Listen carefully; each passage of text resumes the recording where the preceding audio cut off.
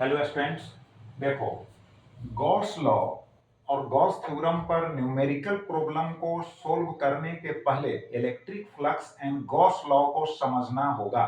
तो electric flux का मतलब होता है the number of electric field lines passing perpendicularly through any surface. अब सपोज करो कि इलेक्ट्रिक फील्ड में है ना, ये प्लेन सरफेस है। अब इस प्लेन सरफेस के परपेंडिकुलरली यानी परपेंडिकुलर डायरेक्शन में जितने इलेक्ट्रिक फील्ड लाइंस पास करते हैं, समझ गए, उन्हीं की संख्या को हम कहते हैं इलेक्ट्रिक फ्लक्स। बट मैथमेटिकली जो है electric field vector and area vector के डॉट प्रोडक्ट के रूप में इसको हम डिफाइन करते हैं। तो फिर आप कहोगे कि एरिया वेक्टर क्या है सर? तो देखो प्लेन प्लेन सरफेस एरिया, यह बोर्ड जो है प्लेन सरफेस एरिया को शो कर रहा है। तो इस प्लेन सरफेस एरिया को हम एरिया वेक्टर के रूप में ट्रीट कर सकते हैं।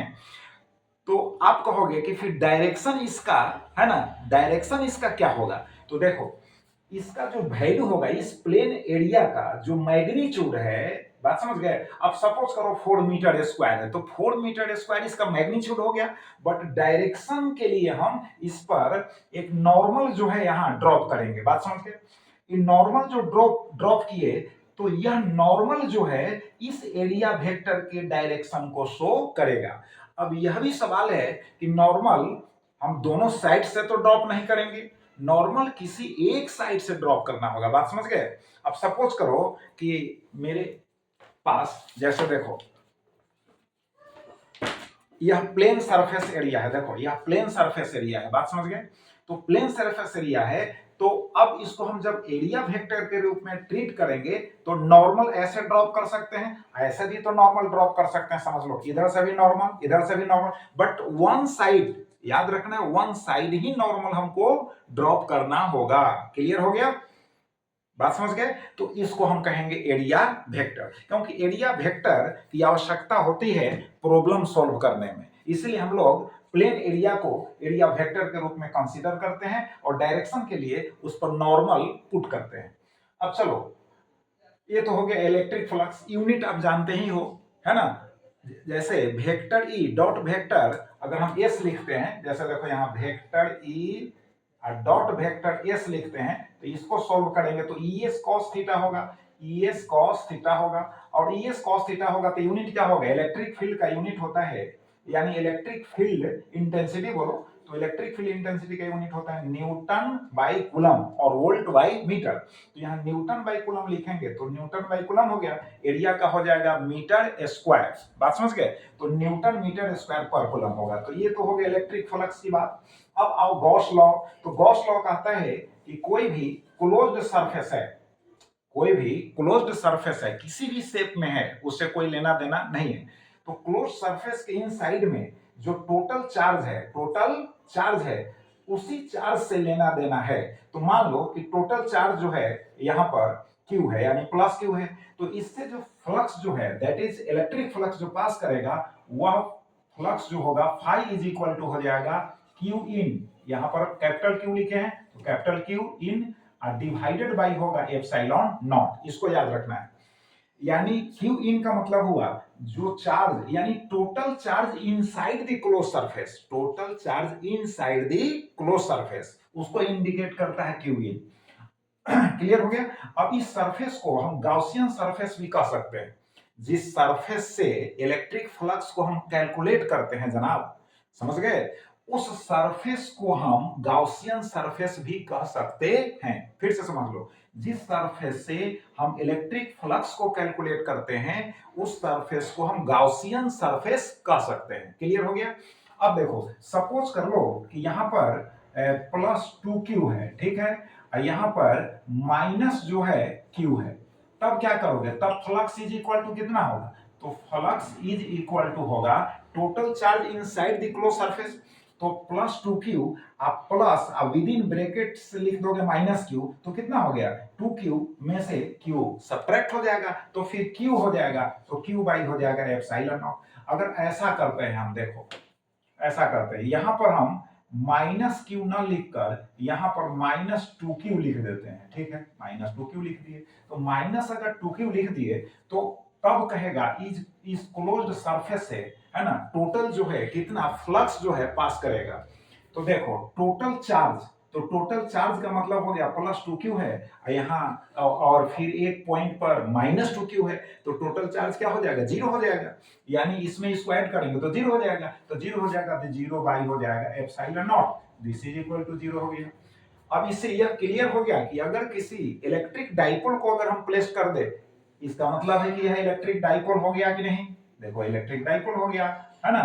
एक पोल पर प्लस 2q और दूसरे पोल पर माइनस 2q चार्जेज हैं, बात समझ गए। तो अगर किसी ऐसे भी क्वेश्चन पूछा जा सकता है कि इलेक्ट्रिक डाइपोल को अगर क्लोज सरफेस के इनसाइड में प्लेस किया जाए तो टोटल कितना इलेक्ट्रिक फ्लक्स क्लोज सरफेस से पास करेगा, तो जीरो होगा, क्योंकि टोटल जो चार्ज होगा inside the close surface that will be zero, so flux will be zero, बात समझ गए। अब अगर पूछ दे कि एन इलेक्ट्रिक डाइपोल्स को प्लेस किया जाए, एन नंबर में एन, 5 इलेक्ट्रिक डाइपोल्स हो, 6 इलेक्ट्रिक डाइपोल्स हो, 10 इलेक्ट्रिक डाइपोल्स हो, 100 इलेक्ट्रिक डाइपोल्स हो। और भाई सिंगल इलेक्ट्रिक डाइपोल के टोटल चार्ज को अगर हम कैलकुलेट करते हैं तो जीरो होता है। अब जीरो में हम एन डाइपोल्स यानी 5 डाइपोल्स होंगे तो 5 से मल्टीप्लाई करेंगे तो जीरो होगा, 10 डाइपोल्स हैं तो 10 से मल्टीप्लाई करेंगे तो जीरो होगा। तो इसका मतलब है कि टोटल जो फ्लक्स होगा, है ना, उसका वैल्यू जीरो हो जाएगा, बात समझ गए। अब एक बात और समझो, पॉजिटिव अगर चार्ज है, टोटल चार्ज पॉजिटिव है क्लोज सरफेस के इनसाइड में, तो फ्लक्स का डायरेक्शन क्या होगा, आउटवर्ड, यानी परपेंडिकुलरली जो होगा आउटवर्ड। एक बात याद रखिएगा कि फ्लक्स यानी इलेक्ट्रिक फील्ड लाइनें ना हुआ जी, फ्लक्स का मतलब क्या हुआ, इलेक्ट्रिक फील्ड लाइंस का, है ना, क्लस्टर हुआ, झुंड हुआ, बात समझ गए। तो ऑलवेज जो होगा वह सरफेस पर परपेंडिकुलर होगा, याद रखिएगा, बात समझ गए। तो पॉजिटिव होने पर आउटवर्ड, निगेटिव होने पर इनवर्ड, इसको भी याद रखना है। आउटसाइड में कोई चार्ज है, मान लो कि यहां पर चार्ज है, यहां पर मान लीजिए कि प्लस 3q चार्ज है, तो इस चार्ज से, है ना, जो इन साइड में चार्ज है उसको कोई लेना देना नहीं है, तो हम क्लोज सरफेस से हम फ्लक्स निकाल रहे हैं, तो इस चार्ज का इसमें कोई रोल नहीं है, बात समझ गए कि नहीं, इस चार्ज का कोई रोल नहीं है। बट इलेक्ट्रिक फील्ड तो एग्जिस्ट करबे ना करेगा जी, चार्ज है तो इलेक्ट्रिक फील्ड तो एग्जिस्ट करेगा, लेकिन इस चार्ज से इसका कोई रोल नहीं है। क्लोज्ड सरफेस के इनसाइड में जो चार्ज होगा उसी से इलेक्ट्रिक फ्लक्स को कैलकुलेट करना होगा, बात समझ गए। तो गॉस थ्योरम आप समझ गए अच्छी तरह से।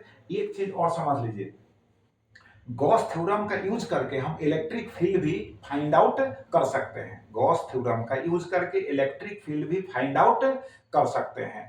तो अगर कोई प्लेन चार्ज कंडक्टर है उसके near by electric field find out करना है, तो यूजिंग गॉस लॉ और गॉस थ्योरम जो है हम उसके लिए, है ना, ऑब्टेन करते हैं electric field sigma by epsilon nought. इसको याद रखिएगा कि charge conductor, plane charge conductor है, using Gauss theorem electric field near by निकालना है, तो याद रखना है E is equal to sigma by epsilon nought. Vector form में लिखना होगा तो vector E is equal to sigma by epsilon nought, यहाँ पर कैप n डाल दीजिएगा, वह यूनिट वेक्टर है जो डायरेक्शन को शो करेगा। क्लियर हो गया। अब सिग्मा क्या है यार, तो सिग्मा जो है सरफेस चार्ज डेंसिटी है। अब सिग्मा सरफेस चार्ज डेंसिटी है तो कहोगे फिर उसका क्या मतलब हुआ, तो चार्ज देखो नाम में लिखा हुआ है सरफेस चार्ज डेंसिटी, इसका मतलब हुआ कि चार्ज अपॉन एरिया हो गया, यानी चार्ज अपॉन सरफेस एरिया हो गया, तो यूनिट क्या होगा, कूलम बाई मीटर स्क्वायर हो जाएगा। क्लियर हो गया। अगर प्लेन इनफाइनाइट चार्ज्ड सीट है, इनफाइनाइट चार्ज्ड सीट है, तो उसके लिए इलेक्ट्रिक फील्ड जो होगा E इज इक्वल टू हो जाएगा सिग्मा बाई 2 एप्सिलॉन नॉट हो जाएगा। फिर वेक्टर के फॉर्म में अगर लिखना होगा तो सिग्मा बाई 2 एप्सिलॉन नॉट, यहाँ कैपेन डाल दीजिए, वह यूनिट वेक्टर हो गया। अगर लॉन्ग जो है ना, लॉन्ग जो है वायर है और यूनिफॉर्मली चार्ज है, तो उसके नियर बाई जो इलेक्ट्रिक फील्ड होगा E इज इक्वल टू हो जाएगा 1/2 pi epsilon not, lambda by होगा R, लेम्डा बाई क्या होगा R। अब इसको ऐसे भी लिख सकते हो 1/4 पाई, है ना, एप्सिलॉन नॉट हो जाएगा, यहाँ 2 लेम्डा बाई R लिख सकते हो, बात समझ गए।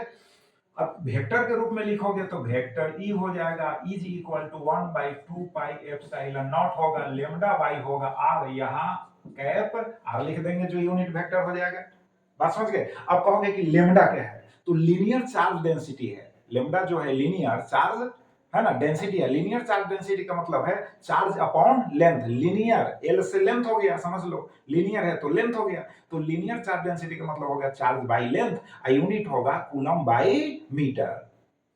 तो क्लियर हो गया कॉन्सेप्ट।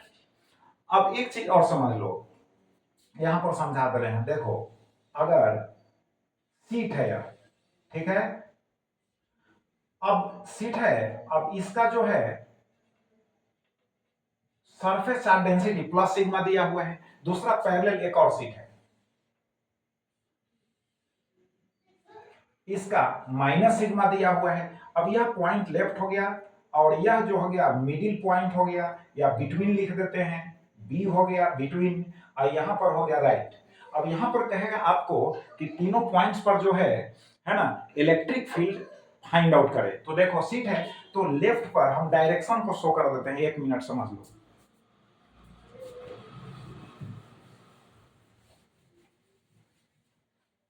देखो अब यहां पर जो होगा ये लेफ्ट पॉइंट है, ठीक है, तो यहां पर एक पॉजिटिव चार्ज है, तो इसके कारण आउटवर्ड इलेक्ट्रिक फील्ड होगा, बात समझ गए। और फिर देखो ये निगेटिव चार्ज है, ये पॉजिटिव है तो निगेटिव है, तो इसके कारण क्या हो जाएगा, इनवर्ड हो जाएगा इलेक्ट्रिक फील्ड। यहां पर देखो पॉजिटिव चार्ज है तो आउटवर्ड हो गया, नेगेटिव चार्ज है तो इनवर्ड हो गया। यहां पर देखो ये पॉजिटिव है तो यहां पर क्या हो गया, आउटवर्ड हो गया इलेक्ट्रिक फील्ड, ये निगेटिव चार्ज है तो हो गया इनवर्ड हो गया। और वैल्यू क्या होता है कि इलेक्ट्रिक फील्ड का वैल्यू यूज करना होगा सिग्मा बाई सीट है 2 एप्सिलॉन नॉट। कभी कभी सीट ना लिख के प्लेट भी लिखता है तो आप यूज कीजिएगा, है ना, E is equal to sigma by 2 epsilon naught. तो यहाँ अपोजिट होगा, यहाँ क्या होगा, सेम डायरेक्शन में होगा, यहाँ भी अपोजिट होगा, बात समझ गए। तो यहाँ अगर ऐड करेंगे तो क्या हो जाएगा, जीरो हो जाएगा, यहाँ ऐड करेंगे तो क्या होगा, जीरो हो जाएगा, बट यहाँ जीरो नहीं होगा क्योंकि सेम डायरेक्शन में है। अब सपोज करो कि यहाँ हम प्लस कर दिए, इसको आप समझ गए, तो अब देखिए,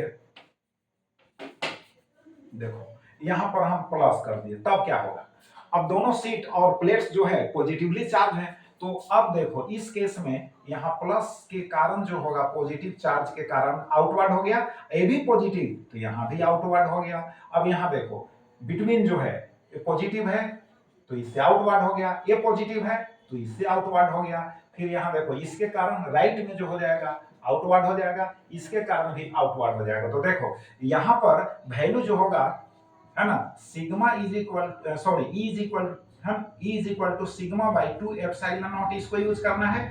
तो यहाँ पर ऐड होगा यानी 2 टाइम्स लिखना होगा, E is equal to sigma by 2 epsilon nought, ठीक। तो हमको लिखना होगा E net is equal to sigma by 2 epsilon nought plus sigma by 2 epsilon nought, तब ना total electric field intensity find out होगा। बट यहाँ पर हो जाएगा जीरो। देखो जितना पॉजिटिव उतना ही नेगेटिव, मतलब पॉजिटिव डायरेक्शन इसको लेते हो तो इसको अपोजिट है तो माइनस लगाना होगा, यानी एक को E1 मान लो और दूसरे को E2 मान लो, तो E net is equal to E1 plus with in brackets लिखना होगा, है ना, क्या लिखना होगा, माइनस E2। बट वैल्यूज तो सेम ही ना है यार, तो दोनों कैंसिल हो जाएंगे, बात समझ गए। तो टोटल जो फील्ड इंटेंसिटी होगा यहाँ पर between E is equal to, चाहे E net is equal to चाहे E total is equal to zero होगा, बट यहाँ जीरो नहीं होगा, यहाँ जीरो नहीं होगा, यहाँ ऐड हो जाएगा, यहाँ भी ऐड हो जाएगा, बात समझ गए। तो गॉस थ्योरम का हम यूज यहाँ समझाए हैं। अब हम क्वेश्चन की ओर चलते हैं भाई।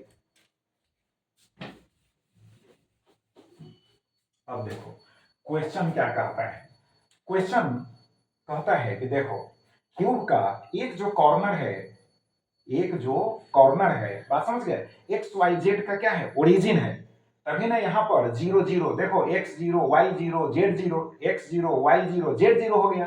अब इसका साइड जो है ए है, देख रहे हो, एक्स का वैल्यू ए भी है, वाई का वैल्यू ए भी है, जेड का वैल्यू ए भी है, इसका मतलब साइड जो है ए है, एक्स में ए, वाई में ए, जेड में ए, क्लियर।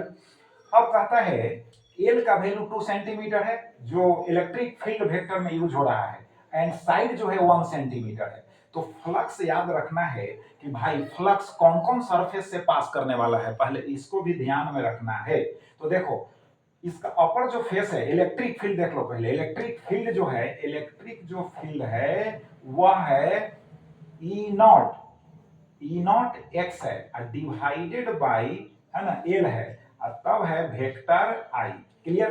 तो वेक्टर आई यूनिट वेक्टर हुआ, यह क्या है, कैप आई भी हम लिख सकते हैं, बट क्वेश्चन में लिखे हुए हैं वेक्टर आई, तो इसका वैल्यू क्या होगा 1।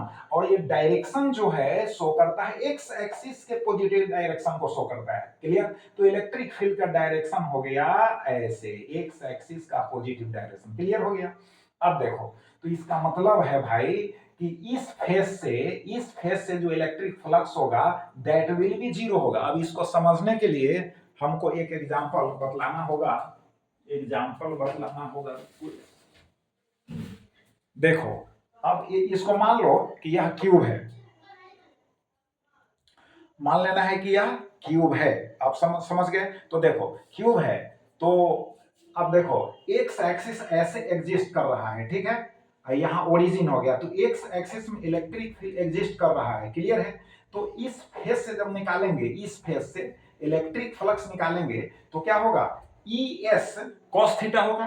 तो ई एस कॉस थीटा में ई एस कॉस 0 डिग्री हो जाएगा, क्योंकि इस फेस के लिए एरिया वेक्टर का डायरेक्शन भी एक्स एक्सिस के पॉजिटिव डायरेक्शन में होगा। मतलब कि यहाँ पर जो एरिया वेक्टर का डायरेक्शन होगा यह भी जो हो जाएगा, यानी वेक्टर हम लिखेंगे एस। तो इसका भी डायरेक्शन हो गया है ना इलेक्ट्रिक फील्ड के डायरेक्शन में, तो cos 0 डिग्री होगा। यहाँ पर थीटा इज इक्वल टू हो जाएगा 0 डिग्री, और cos 0 डिग्री का वैल्यू कितना होगा 1। तो इस फेस से इलेक्ट्रिक फ्लक्स कैलकुलेट होगा। अब इस फेस से देखो, इस फेस के लिए जो है हमको लिखना पड़ेगा, यहाँ वेक्टर एस लिखना पड़ेगा, और इलेक्ट्रिक फील्ड जो है ना एक्स एक्सिस के पॉजिटिव डायरेक्शन में है, और एरिया वेक्टर जो है ना नेगेटिव डायरेक्शन में है। तो यहाँ पर cos कितना हो जाएगा 180 डिग्री होगा। तो जब cos 180 डिग्री हो यानी theta is equal to 180 degree होगा, तो cos 180 डिग्री का वैल्यू -1 हो जाएगा। बात समझ गए कि नहीं? -1 हो जाएगा। बट अब इलेक्ट्रिक फील्ड में देखो यहाँ x लिखा हुआ है, तो जब इस फेस से कैलकुलेट करेंगे तो x का वैल्यू क्या लेना होगा? 0। बात समझ गए? क्योंकि ई नॉट का वैल्यू रख दोगे, एल का वैल्यू रख दोगे, एक्स का वैल्यू रखना होगा, इस फेस से लेंगे तो 0 रखना होगा। बात समझ गए कि नहीं? और जब 0 रखेंगे तो इलेक्ट्रिक फील्ड ही 0 हो जाएगा। तो 180 डिग्री लिखने से क्या फायदा है यार? समझ गए? क्योंकि एक्स का वैल्यू यहाँ रखेंगे, इस फेस के लिए एक्स का वैल्यू 0, तो इलेक्ट्रिक फील्ड 0। तो इस फेस से निकल जाएगा, इस फेस से 0, और बाकी जो 4 सरफेसेस हैं या फेसेस है उनसे तो 0 होगा नहीं। कैसे? तो देख लो, इलेक्ट्रिक फील्ड तुम्हारा हो गया एक्स एक्सिस में, एरिया वेक्टर इस फेस का अपर वाला को देखो, एरिया वेक्टर हो गया ऐसे, तो इलेक्ट्रिक फील्ड एरिया वेक्टर के बीच में 90 डिग्री का एंगल सेपरेट हो रहा है। तो देयरफॉर cos 90 डिग्री का वैल्यू हो जाएगा, कितना हो जाएगा 0। तो इस फेस से फ्लक्स हो गया 0। ठीक है? अब देखो इस फेस से ले जाओ, इस फेस से ले जाओ, तो इस फेस से ले जाओगे, इस फेस से, तो इलेक्ट्रिक फील्ड ऐसे है, इस फेस से लोगे एरिया वेक्टर, तो यहां भी हो जाएगा 90 डिग्री, तो cos 90 degree is equal to 0, तो फ्लक्स हो जाएगा 0। ठीक है? अब नीचे रह गया, तो यहां पर एरिया वेक्टर हो गया, ऐसे इलेक्ट्रिक फील्ड है, तो यहां भी theta is equal to 90 degree, तो cos 90 डिग्री का वैल्यू हो गया 0। बात समझ गए? तो अब 2 सरफेसेस यानी फेसेस बच गए, जिनमें इससे तो 0 हो ही जा रहा है क्योंकि x इज इक्वल टू 0, तो सिंगल सरफेस जो है, सिंगल जो फेस है, इसी से कैलकुलेट होगा। अब क्लियर हो गया? तो अब चलो कैलकुलेट कर देते हैं। ठीक है? तो यहां पर जो है हम निकालते हैं, इससे तो क्लियर हो गया, इसको फर्स्ट मान लेते हैं, इसको सेकेंड मान लेते हैं। ठीक है? तो फ्लक्स जो होगा φ1 जो होगा इज इक्वल टू हो जाएगा ई, है ना, एस कॉस जो हो जाएगा, है ना, 180 डिग्री हो जाएगा, तो दिस इज इक्वल टू हो जाएगा ई एस, यहाँ माइनस लगा दिए, cos 180 डिग्री का वैल्यू -1, तो ई इंटू एस, बट यहाँ पर हो जाएगा ई इंटू एस, तो यहाँ पर देखो ई इंटू एस तो हो गया, अब ई नॉट हो जाएगा डिवाइडेड बाई एल होगा, अब एक्स का वैल्यू रख देना होगा 0, तो दिस इज इक्वल टू क्या हो जाएगा 0, तो इस फेस से इलेक्ट्रिक फ्लक्स हो गया 0। अब निकालना है φ2, तो φ2 निकालोगे यानी इस फेस से, तो कितना हो गया ई एस कॉस हो जाएगा 0 डिग्री, cos 0 डिग्री का वैल्यू हो जाएगा 1, है ना, तो अब ई इंटू एस, अब ई का वैल्यू हो जाएगा ई नॉट हो गया बाई हो गया एल, इंटू होगा एक्स, है ना, और तब एरिया का वैल्यू निकालना होगा, तो एरिया का वैल्यू यानी एस का वैल्यू निकालना होगा, तो ए का वैल्यू देखो, ए का वैल्यू है 1 सेंटीमीटर, तो यहाँ पर हम सोल्व कर लेते हैं एरिया, यानी 1 सेंटीमीटर है, तो ए इज इक्वल टू 1 सेंटीमीटर का मतलब 10 टू द पावर -2, है ना, मीटर हो गया, तो एस इज इक्वल टू हो जाएगा ए स्क्वायर, ए स्क्वायर इसलिए क्यूब का प्रत्येक जो सरफेस होता है ए स्क्वायर है ना शेप में होता है, तो यहाँ पर 10⁻², है ना, का स्क्वायर कर दिए तो कितना हो जाएगा 10⁻⁴ मीटर स्क्वायर हो गया। बात समझ गए कि नहीं? फिर से समझ लो 1 सेंटीमीटर है तो 1 centimetre is equal to 10⁻⁻² metre. Area निकालेंगे तो साइड का स्क्वायर हो जाएगा, तो स्क्वायर होगा तो 10⁻⁻² मीटर का स्क्वायर किए तो 2 2 4 हो गया, यानी 10⁻⁴ मीटर स्क्वायर हो गया। क्लियर हो गया? अब देखो यहाँ पर हम x का वैल्यू भी डाल ही देते हैं, तो x का वैल्यू डालेंगे तो x का वैल्यू कितना होगा, तो x का वैल्यू a के बराबर है। x इज इक्वल टू क्या है, यहाँ लिखा हुआ है x इज इक्वल टू है a, तो x is equal to a है, तो ऐसा करो x is equal to a हो गया, ठीक है। और एरिया जो है s का वैल्यू भी a स्क्वायर होगा, तो हम डायरेक्ट लिख देते हैं यहाँ पर E0 अब बाई हो गया l इंटू हो गया a क्यूब हो गया। क्लियर? अब a का वैल्यू यहाँ डाल देते हैं, E0 का वैल्यू डाल देते हैं, l का वैल्यू डाल देते हैं, तो E0 का वैल्यू देखो तो 5 इंटू है 10 टू दी पावर कितना है 3 हो गया। क्लियर? उसके बाद l का वैल्यू 2 सेंटीमीटर तो 2 इंटू 10 टू दी पावर -2 हो गया। a का वैल्यू जो होगा है ना 10 टू दी पावर -2, तो यहाँ हो जाएगा 10 टू दी पावर -2 और उसका पावर है 3। तो अब इसको हम सोल्व करेंगे तो दिस इज इक्वल टू हो जाएगा 5 इंटू हो जाएगा 10 और 10 पर पावर 3 है, तो ऐसा करते हैं यहाँ 10 टू दी पावर -2, अच्छा रुको यहाँ 3 है इंटू हो जाएगा 10 टू दी पावर -6 हो जाएगा और डिवाइडेड बाई होगा 2 into 10 to the power -2। Clear? अब देखो -6 से -2 है तो -4 हो जाएगा, यहाँ क्या होगा -4 हो जाएगा। अब उसके बाद 5 इंटू हम क्या करते हैं 10 लिखते हैं इज इक्वल टू हो गया 2 लिखते हैं और यहाँ जो है -4 हो जाएगा 10 टू दी पावर -4 हो गया होल डिवाइडेड बाई हो जाएगा 2। अब देखो इसको 10 टू दी पावर 3 को 10 इंटू 10 स्क्वायर लिख दिए, कारण है कि 2 से वो कैंसिल हो जाएगा, तो 2 से कैंसिल करेंगे तो कितना हो जाएगा 5 हो जाएगा। और तब इसके बाद जो होगा -4 है पावर, यहाँ 2 है तो 2 सब्ट्रैक्ट कर दो, यहाँ कितना हो जाएगा 5 5 जा हो गया 25 हो गया, है ना। और यहाँ हो जाएगा आपको कितना हो जाएगा सब्ट्रैक्ट करेंगे तो 10 टू दी पावर -2 होगा। बात समझ गए? तो फ्लक्स जो है इतना निकल गया, फ्लक्स इतना कैलकुलेट हो गया, तो इसका यूनिट लिखेंगे न्यूटन मीटर स्क्वायर पर कूलम। फ्लक्स तो निकल गया, बट अब कहता क्या है कि इस वॉल्यूम के इनसाइड में टोटल चार्ज कितना है, तो इसके लिए हमको क्या करना होगा, यहां पर हम सोल्व करते हैं। रुको, समय इसलिए लग रहा है कि हम समझाए हैं, बाकी चीजों को भी समझाए हैं, फ्लक्स समझाए हैं, गॉस लॉ को समझाए, उसके बाद क्वेश्चन सोल्व कर रहे हैं, क्योंकि आपका बेसिक जो है थ्योरेटिकल जो कॉन्सेप्ट है क्लियर हो जाए। अब देखो, अब यहाँ पर क्या करेंगे कि गॉस लॉ लगा देंगे, तो गॉस लॉ लगाएंगे तो यहाँ पर फ्लक्स जो होगा इज इक्वल टू, है ना, चार्ज इनसाइड डिवाइडेड बाय होगा एप्सिलॉन नॉट, तो दिस इंप्लाइज कितना हो जाएगा, चार्ज जो इनसाइड होगा इज इक्वल टू 5 इंटू हो जाएगा एप्सिलॉन नॉट, क्रॉस मल्टीप्लाई कर देंगे। अब यहाँ 5 का वैल्यू तो हम निकाल लिए हैं, तो 5 का वैल्यू निकाल लिए हैं तो कितना होगा 25 इंटू हो गया 10 to the power -2 into epsilon naught का वैल्यू कितना होता है, एप्सिलॉन नॉट का वैल्यू 8.85 इंटू होता है 10 टू दी पावर -12।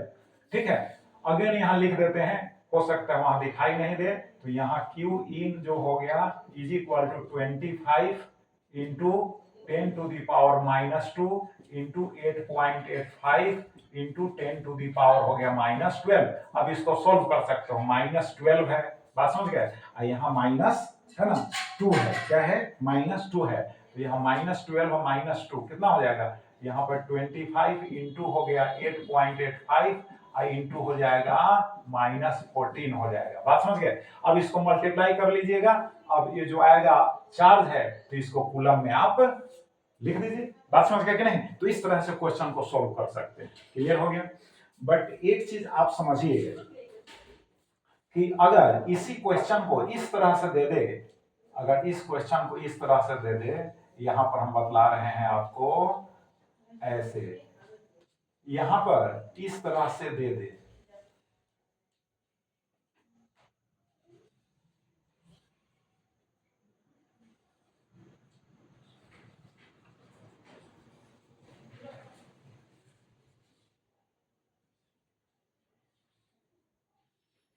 ठीक है। तो देखो अब यहां हो गया, ये तो 0 0 0 होगा ही, ये वाई एक्सिस हो गया, जेड एक्सिस हो गया, एक्स एक्सिस हो गया। अब साइड जो है सपोज करो, इस साइड जो है यहाँ पर 0.1 मीटर लिखा हुआ है, और यहाँ जो है इस फेस का डिस्टेंस ओरिजिन से 0.1 मीटर लिखा हुआ है। ठीक है। और इलेक्ट्रिक फील्ड जो है जैसे है वैसे अगर यहाँ लिखा हुआ है, जैसे vector E is equal to जो वहां था वही हम यूज कर रहे हैं, तो कितना हो जाएगा, ई नॉट लिखा हुआ है एक्स बाई एल। ठीक है। और यहाँ वेक्टर आई। ठीक है। तो देखो इलेक्ट्रिक फील्ड एक्स एक्सिस के लॉन्ग है, आई इस तरह से क्यूब को दिया है, यह क्यूब है, और क्यूब का जो साइड है वह 0.1 मीटर है। देख रहे हो क्यूब का जो साइड है 0.1 मीटर है, और वो प्लेस जो है ओरिजिन से जो है 0.1 मीटर के डिस्टेंस पर है। बात समझ गए, 0.1 मीटर के डिस्टेंस पर है। तो अब देखो फोर फेसेस से इसमें भी इलेक्ट्रिक फ्लक्स क्या होगा, जीरो होगा। तो टू ही फेस से निकालोगे तो ये फर्स्ट फेस हो गया या सेकंड फेस हो गया, तो यहां पर जो फर्स्ट फेस होगा उससे फ्लक्स जो है जीरो नहीं होगा। बात समझ गए, इसलिए जीरो नहीं होगा कि ओरिजिन पर एक कॉर्नर तो नहीं है इसका, एक वर्टेक्स तो नहीं है इसका, तो यहां से डिस्टेंस होगा। तो इस फेस से निकालोगे तो एक्स का वैल्यू यहां जीरो नहीं लिखना होगा, 0.1 लिखना होगा। बाकी एल का जो वैल्यू है वो लिखोगे आप। इस फेस से निकालोगे तो क्या होगा, 0.1 अब प्लस हो जाएगा 0.1 इस फेस से निकालने के लिए, यानी फ्रॉम होगा यानी फर्स्ट फेस जो होगा इसे निकालने के लिए क्या करना होगा कि x is equal to 0.1 metre लेना होगा। क्लियर हो गया, बाकी वैसा ही प्रोसेस होगा। बात समझ गए, यानी निगेटिव तो होगा क्योंकि cos 180 डिग्री लीजिएगा तो -1 तो होगा। ठीक है, but x is equal to इतना लेना होगा, तो वैल्यू जीरो होने का सवाल ही नहीं पैदा लेता है। और फ्रॉम जो होगा, फ्रॉम सेकेंड जो फेस होगा उससे आप क्या लेंगे, तो x इज इक्वल टू हो जाएगा 0.1 अब प्लस हो जाएगा 0.1, तो 0 पॉइंट कितना हो जाएगा, 0.2 मीटर हो जाएगा। ठीक है, तो 0.2 मीटर ले लीजिएगा, तो इस फेस से निकलेगा और उसमें हो जाएगा cos 0 डिग्री, क्योंकि देख लो इसके लिए एरिया वेक्टर का डायरेक्शन ऐसे हो गया। क्लियर, इसके लिए एरिया वेक्टर का डायरेक्शन ऐसे हो गया। ठीक है, तो इसमें आ जाएगा cos 180 डिग्री, उसमें आ जाएगा cos 0 डिग्री। क्लियर, तो इस तरह से भी क्वेश्चन पूछता है तो आप सोल्व कर सकते हो। तो बेसिक कॉन्सेप्ट का क्लियर होना बहुत जरूरी है।